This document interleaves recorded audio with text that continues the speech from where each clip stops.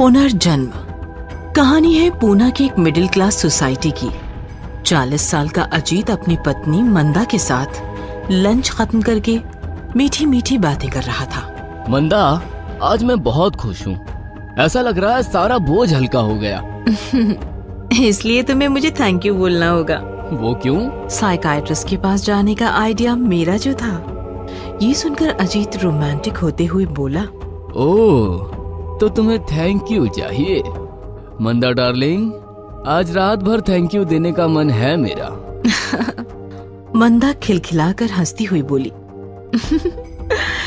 तो जाकर बेडरूम में इंतजार करो, मैं दरवाजे बंद करके आती हूँ। अजीत बेडरूम की तरफ निकल गया और मंदा दूसरी तरफ निकल गई। बाहर के सारे लाइट्स और बाकी खिड़की दरवाजे अच्छे से चेक करने के बाद मंदा हॉल का दरवाजा बंद करने ही वाली थी कि तभी अचानक मंदा को झट से किसी ने पीछे खींच लिया। वो था अजीत। क्या कर रहे हो? ये दरवाजा बंद मत करना। अजीत, तुम फिर से वही हरकत कर रहे हो। बहस मत करो, चुपचाप अंदर जाकर सो जाओ। मंदा कुछ भी नहीं बोली। वो सीधे बेडरूम की तरफ निकल गई। पागल औरत, कोई अपना घर के बाहर खड़ा हो तो दरवाजा बंद नहीं करना चाहिए, उसे अंदर लेना चाहिए और फिर दरवाजा बंद करना चाहिए। मन्नू, अंदर आ जाओ। और अचानक बाहर से किसी ने हॉल में कदम रखा। वो था किसी 55 साल के बुढ़े का काफी भयानक भूत। अजीत, क्या मैं अंदर आ सकता हूँ? मन्नू, तुम ऑलरेडी अंदर ही हो। अजीत, तुम समझे नहीं मैं क्या कहना चाहता हूँ। मैंने पूछा क्या मैं तुम्हारे अंदर आ सकता हूँ? इधर बेडरूम में मंदा काफी अस्वस्थ होकर बैठी थी। उसने डॉक्टर मनीष को कॉल किया। अब हेलो सर, मैं मंदा बोल रही हूँ। हाँ मंदा जी, बोलिए। अजीत फिर से बहक गया है। क्या करूँ, कुछ समझ नहीं आ रहा। वो घर का दरवाजा बंद ही नहीं करने दे रहा। डोंट वरी, उसे जो करना है उसे करने दीजिए। हमारी ट्रीटमेंट काम करेगी, भरोसा रखिए। वो कुछ नहीं करेगा, थोड़ी सी मनमानी और फिर थक कर सो जाएगा। आपने मेडिसिन दी है ना? मेडिसिन का नाम सुनते ही मंदा का दिल अचानक बैठ गया। हे भगवान, सारी मेडिसिन तो अजीत के पास है। अजीत, अब मैं आ गया हूँ। पिछला जन्म इस जन्म से मिल चुका है। मैं महसूस कर पा रहा हूँ तुम्हारी इस जन्म की आत्मा कितनी तड़प रही है अंदर। लेकिन चिंता मत करो, एक एक करके मैं उस आत्मा की सारी पहचान मिटा दूंगा, बिल्कुल इस मेडिसिन की तरह। अजीत के पीछे मंदा काफी भयभीत खड़ी थी। अजीत, पीछे मत देखो। मन्नू, मंदा आई है, मुझे उससे बात करने दो। नहीं, उसे नहीं देखना है। मन्नू प्लीज, मैंने तुम्हें अपने घर और शरीर में जगह दी क्योंकि मैं तुम्हें पहचान गया। तुम मेरा पिछला जन्म हो, लेकिन इस जन्म का भी तो मेरा कोई अस्तित्व है। मंदा मेरी जिम्मेदारी है।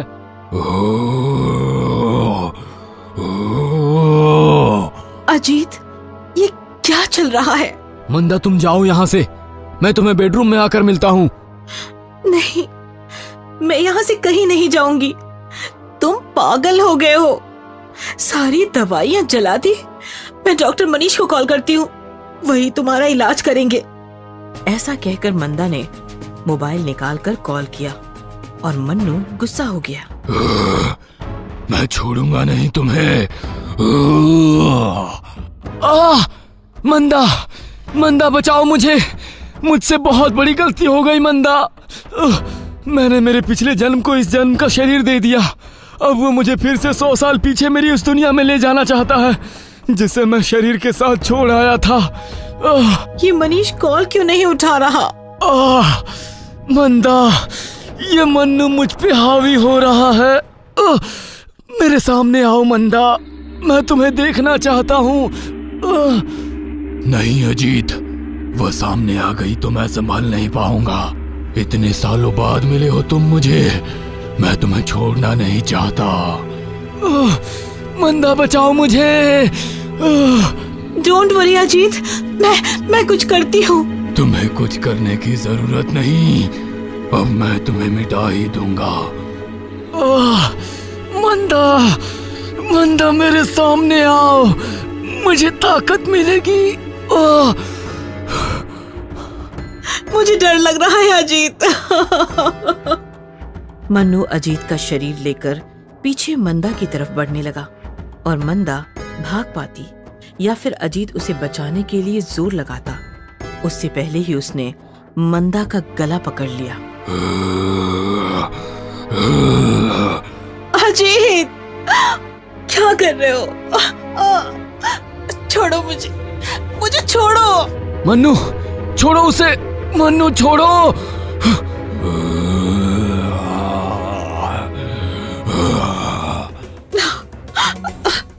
मंदा और अजीत चीखते रहे लेकिन कोई फायदा नहीं हुआ। मन्नू ने अजीत के हाथों से मंदा के गले पर अपनी पकड़ और ज्यादा मजबूत की और मंदा को तड़पा तड़पा कर मार डाला। जैसे ही मंदा की लाश नीचे गिर गई, अजीत को जोरदार सदमा पहुंचा।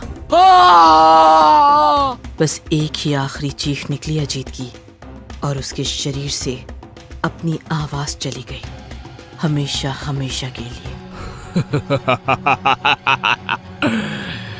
मंदा के साथ साथ अजीत भी शांत हो गया। अब बचा है सिर्फ मन्नू। मन्नू को दोबारा जन्म मिल गया। अब मन्नू अजीत को उसकी पुरानी दुनिया में ले जाएगा और वही करेगा जैसे मन्नू चाहता था। तभी अचानक तेज हवा चलने लगी, मौसम बदल गया और बाहर से घर के अंदर एक औरत की आत्मा गुनगुनाती हुई अंदर आ गई।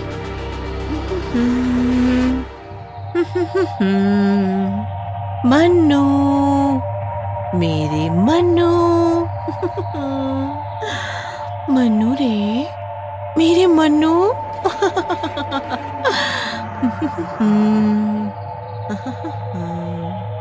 वो आत्मा मन्नू के सामने आकर खड़ी हो गई। सुजाता, तुम यहाँ क्या कर रही हो? जहाँ मन्नू वहाँ मैं। इस जन्म में भी तुम मेरा पीछा नहीं छोड़ोगी। तुम्हारी वजह से कुछ नहीं कर पाया मैं जिंदगी में। घर, संसार, बीवी, बच्चे, बस इतना ही नहीं था मन्नू। चिंता मत करो मन्नू, मैं तुम्हारी शक्ल भी नहीं देखना चाहती। तो क्यों आई हो यहाँ? इस जन्म का अपना शरीर लेकर उस दुनिया में जाने के लिए जो तुम्हारी वजह से मैं जी नहीं पाई। इस जन्म का शरीर? हाँ, मंदा मेरा अगला जन्म है।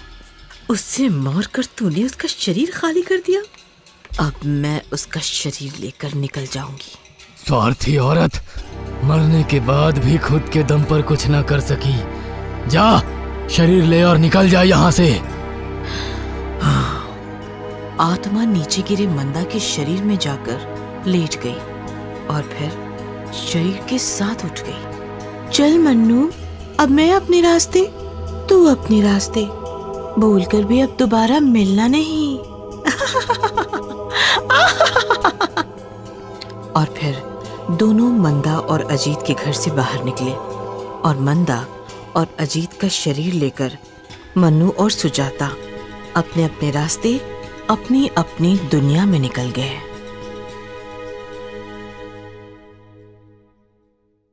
बहुत समय पहले एक गांव होता था। उस गांव में बहुत कम लड़कियां थी, जिस वजह से उस गांव के बहुत सारे लड़कों की शादी नहीं हो पा रही थी और वो सभी कुंवारे थे। एक दिन उस गांव के एक लड़के मंगल ने तय किया कि वो दूसरे गांव जाएगा और वहां से किसी लड़की को पसंद करके उससे शादी करेगा। माँ, मैं दूसरे गांव से जल्द ही आपके लिए सुंदर सी बहू लेकर आऊंगा। मंगल दूसरे गांव की तरफ चल दिया। चलते चलते वो एक घने जंगल में जा पहुंचा। अगर मैं पक्के रास्ते से जाऊंगा तो दूसरे गांव पहुंचने में मुझे 2 दिन लग जाएंगे और अगर मैं जंगल के रास्ते गया तो मैं एक ही दिन में दूसरे गांव पहुंच जाऊंगा। ये सोचकर वो जंगल के रास्ते से चल दिया। मैं उस गांव की सबसे सुंदर लड़की से शादी करूंगा। वो ये सोचता हुआ जा रहा था, तभी अचानक एक सुंदर सी लड़की भागती हुई उसके सामने आई। मुझे बचा लो, वो लोग मुझे मार देंगे। कौन हो तुम? मेरा नाम मंजू है, मुझे बचा लो। तुम चिंता मत करो, चलो मेरे साथ। मंगल मंजू को साथ लेकर वहीं पेड़ के पीछे छिप गया।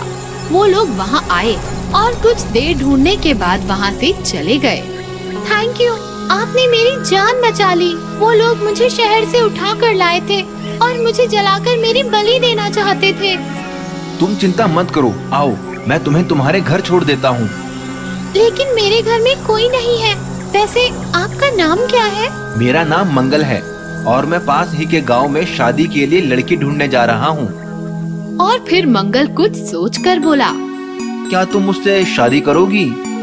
आप बहुत अच्छे इंसान लगते हैं, इसीलिए मैं आपसे शादी करने के लिए तैयार हूँ। ये सुनकर मंगल बहुत खुश हुआ और वो मंजू को लेकर अपने घर लौट आया। माँ, मैं तुम्हारे लिए बहू ले आया। भगवान जो करता है अच्छा ही करता है। और फिर बड़ी धूमधाम से मंगल और मंजू की शादी हो गई। शादी के अगले ही दिन वो दोनों हनीमून के लिए नैनीताल चले गए। सारा दिन घूमने के बाद वो दोनों बहुत थक गए। मंगल ने मंजू से कहा, तुम होटल जाकर आराम करो, मैं बाजार से कुछ सामान लेकर आता हूँ। मंजू मान गई।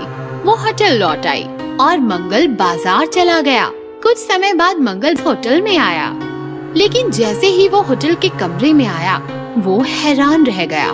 मंजू खुले बालों के साथ शीशे के सामने बैठी थी और शीशे में उसका चुड़ैल वाला भयानक रूप दिखाई दे रहा था। तुम चुड़ैल हो?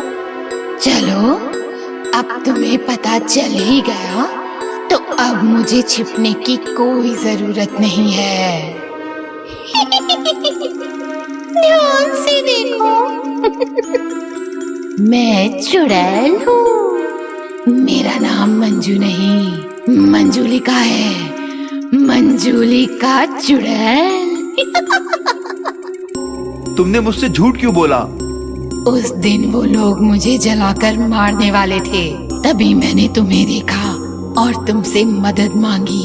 और फिर जब तुमने मुझसे शादी करने के बारे में पूछा तो उन लोगों से बचने के लिए मैं तुमसे शादी करने के लिए मान गई। लेकिन तुम चुड़ैल हो, मैं एक चुड़ैल से शादी कैसे कर सकता हूँ?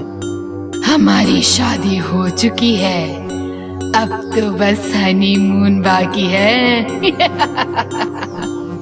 लेकिन मैं तुम्हारे साथ हनीमून नहीं मना सकता। हनीमून तो तुम्हें मनाना पड़ेगा, नहीं तो मैं तुम्हें मार डालूंगी। तुम्हारे पास कल सुबह तक का टाइम है, अच्छे से सोच लो। तुम्हें मेरे साथ हनीमून मनाना है या फिर मरना है। ये मैं कहाँ फंस गया? इससे अच्छा तो मैं गांव के बाकी लड़कों की तरह कुंवारा ही रहता। अब मैं इस चुड़ैल से कैसे बचूंगा? तभी उसे एक आइडिया आया। अगले दिन सुबह सुबह चुड़ैल ने उससे पूछा, तो तुमने क्या सोचा, मरना है या हनीमून मनाना है? मैं तुम्हारे साथ हनीमून मनाने के लिए तैयार हूँ। सच? हाँ। मंगल उसे होटल से दूर एक पहाड़ी पर ले गया और उससे बोला, तुम अपनी आंखें बंद करो, मैं तुम्हारे लिए एक तोहफा लेकर आया हूँ। मुझे तोहफे बहुत अच्छे लगते हैं। जैसे ही चुड़ैल ने आंखें बंद की, मंगल ने पेट्रोल की कैन उस पर पलट दी, एक माचिस की तीली जलाकर चुड़ैल पर फेंक दी और चुड़ैल आग में जलने लगी। ये तुमने क्या किया? ये क्या किया तुमने? तुम्हें मार दिया। पर तुम्हें कैसे पता था कि जलने से मेरी मौत होगी? कल रात तुमने ही मुझे बताया था कि जंगल में उस दिन वो लोग तुम्हें जलाकर मारने वाले थे। बस मैं समझ गया कि तुम्हें जलाकर मारा जा सकता है। इस तरह मंगल ने चुड़ैल को जलाकर राख कर दिया और चुड़ैल के हनीमून का अंत हो गया।